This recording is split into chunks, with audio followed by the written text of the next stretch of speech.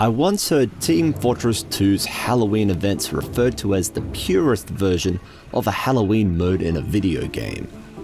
No over-the-top gore, overused jump scares, or other unnecessary excess.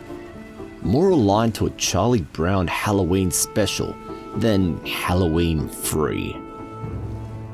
In the end of the day, TF2 Halloween is a bunch of players running around dressed in costumes being chased by skeletons, wizards, and eyeballs, on maps filled with old-style bedsheet ghosts and pumpkins. I feel Scream Fortress has almost become an annual event for gaming at this point, something to look forward to every year. Also, at this point in the game's life, it's pretty much the closest thing we get to a big update. Let's start at Harvest, both the first Halloween map and containing one of the best known secret areas in TF2. The ghost of Zephyriah Man lives down here when he isn't roaming the map. This one is pretty well known already, and even got brought up a few times. Being the first Halloween map makes Harvest appear quite mild by today's standards, but it sets a good baseline for what is considered a Halloween map. Something spooky with a fun gimmick. How about Manor? Lots of interesting sights in the out of bounds areas of this map. Have you ever noticed the water here that leads to nothing? And how about this graveyard here? Anita Bath mentioned the upper areas of Man Manor around the final point. It does indeed have some Luigi's Mansions vibes to it. I like the beams of light coming from the windows. I find this library room Sopito mentioned interesting. There's this detailed upper area that isn't accessible in normal gameplay. Star Yoshi talks of the Zephyriah Man at the back of Red Spawn. There is someone here, but I believe it's supposed to be Redmond Man. There's no actual model, by the way, it's just the back of a head and arm. A few of you brought up this Scarecrow, and I guess he's a funny looking fellow in his fancy suit. Wait, what happens to him in Gorge? Oh no! While we're at Gorge event, there's a room here for Zephyriah Man near Blue's first spawn, and one of the Man brothers back here again. Now let's have a quick look around Viaduct. There's this tunnel near the point, a train carrying only 3 pumpkins, and the tacked on tower things. You'll be seeing these a fair bit in later maps. This is also the first underworld and giant skull. I wonder where they got the skull from. Yoshi Pogga, one hell of a name, mentions the Clock on Hell Tower. You can get here before the path opens up. As long as no one notices you, you can get a better spell. They mention using the Cloak and Dagger. I believe this island is what Sandman was talking about as well. If you look at the clock, you can watch it count down to when the bridge opens up. Forward story, this guy, and Jamie mentioned the island in hell you can stand on. I did mention this when I made the map fact videos, but it's still worth bringing up. Not really much you can do here except, I don't know, stall the game if everyone else died. How about Carnival of Carnage? Have you ever noticed the Ferris wheels in the skybox? Or what about this horrifyingly buff Marasmus on the Strongman? On Ghost Fort, you can quite happily chill out on the Skull Island for a good few minutes before you have to leave. Gabe Vink mentions the second floor of this building, frequented by engineers to set up a sentry nest or two during truce. I do like this spot, even if it's a bit cheese-ish.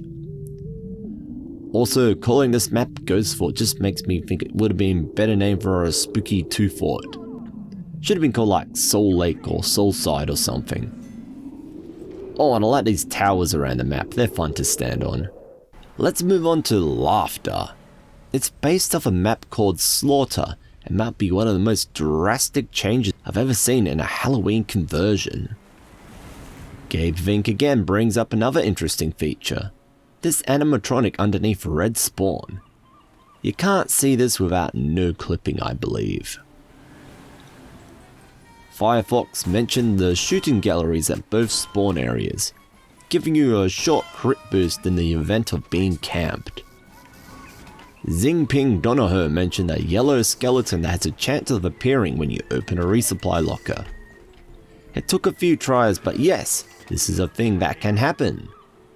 Before moving on, if you're in this corridor with all the doors, the very last one on the right has an Easter egg referencing Silent Hill. It looks like Doggo here is monitoring slaughter. Nicky Peb suggested the church in Los Muteros. And yes, it is quite stunning and beautiful. A standout location on this map. I remember when I streamed this map when it came out, someone suggested that the petal bridges to the afterlife look like nacho cheese corn chips, and I will never be able to unsee that. While not Halloween themed, the spooky Easter egg in Banana Bay as suggested by DJ Baphomet I feel is worth bringing up. Someone trying to revive Poopy Joe with unholy forces. Speaking of unholy forces, the Marasmus's TV in the Brickyard as mentioned by Colt Python is also worth bringing up again. Kinda spooky. Sinshine is an interesting oddity. Do you know it was put in the game roughly 8 months before its more standard brother Sunshine? Well, I guess this is the closest we'll ever get to a competitive Halloween map. Tim talks of the little area by the second cap. You mean this health kit by the giant bloomin' lava field, right? The strat post mentioned Sinshine's middle point. I guess it's interesting with the pit underneath and the rafters up top. Makes the point feel dynamic, I guess. Avery brought up the Yeti cutout on Slasher that was added alongside an interesting patch note. It's on Red's side just before the middle area. While we're on Slasher, have you ever noticed the spawn areas are cabins? Also underneath the map is a weird ghost jail with a pocket ghost. I'm guessing like Harvest, this is a storage area of entities. Weed Ghost suggested the holes in Bloodwater, and now that you mention it, this map does have a lot of holes. There's this one near the first point, another hole around the back of the second point, this big hole at the back of Red's final area, and of course the hole the cart falls into. Also, here is the Bloodwater. Dude the Ninja suggested Davy Jones on Curse Cove. Behind him is a skull that if you destroy will make him say special lines. No, my first mate! He'll also push you away if you try to jump up to him. I also mentioned this in a map facts video. You can also ring the bell in the back area. Hang on, let me try something.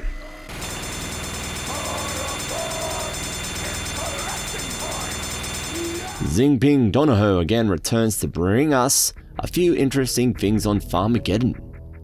There's this secret room with the models for the scarecrows and some icon textures. There's a Catcher's companion being fully sick on a skateboard, and the message, "You're not supposed to be here, Mega Pie Man PhD." I'm guessing this is some sort of storage area for caching the models and textures in the maps file. There's a crow sitting on this scarecrow near Blue Spawn that will blow up when shot at. And while no clipping around, I found this brush signature at Blue Spawn. Lex F. Copeland suggested looking up, in particular on Monster Bash. And yeah, this looks pretty cool. While we're on Monster Bash, let's take a look behind this window. Off in the distance is a gate with a crowd around it. If we look from the other direction, we find out it's actually a bunch of spy cutouts. Lek also mentioned disabling the fog to see how different underworlds look. So let's give that a go.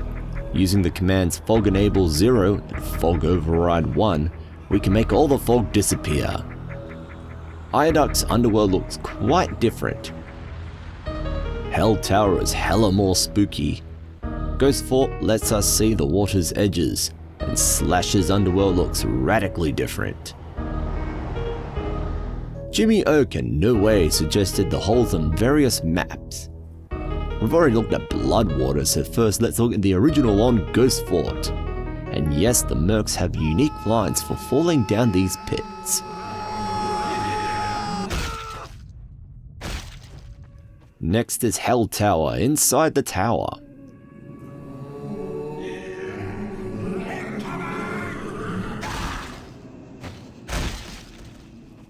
Carnival of Carnage has one in this valley at the back. Tickets, fools!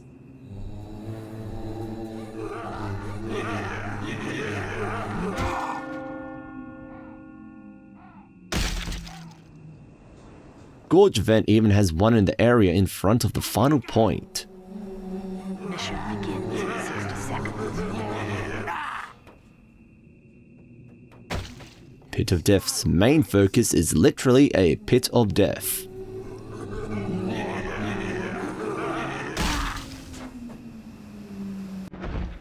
Speaking of Pit of Death, have you ever noticed the basketball hoop located at the bottom of the waterfall? Now, to finish off, let's look at some of the interesting things I've noticed on the new maps.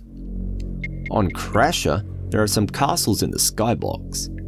You can see them best while walking down from your spawn area. Also, just look at these lovely animations in the beginning room.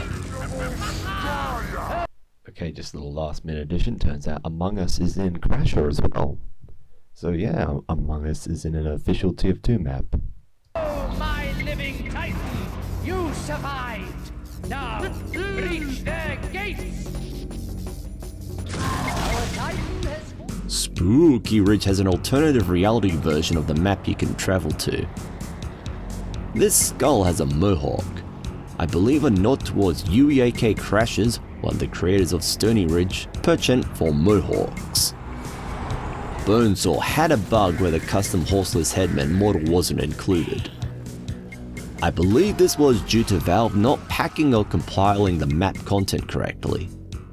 This was actually a problem with a few other items this year, notably the Ghoul Blaster texture not having a proper fade effect, and the Morgun Marshal straight up missing a model.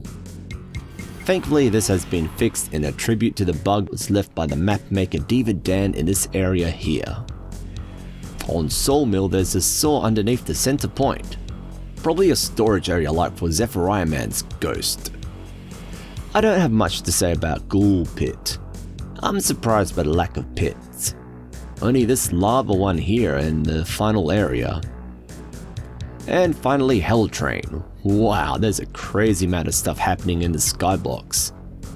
And it's probably the closest we'll ever get to Convoy being added to the game.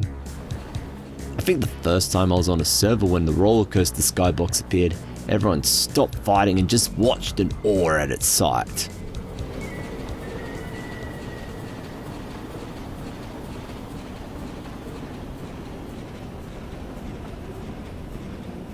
It's impressive what's being pulled off here. You actually can't move a skybox camera. Instead, the skybox moves around the camera itself. Also, did you know you can stand on the cow catcher for the red train? And that is more than enough spookiness for now. I know I didn't cover a lot of areas, but I can save those for next year. I always look forward to seeing the new maps in Scream Fortress. Seeing how creative and how far map makers can push TF2's art style is fantastic to watch. Now we wait to see what this year's Christmas update brings.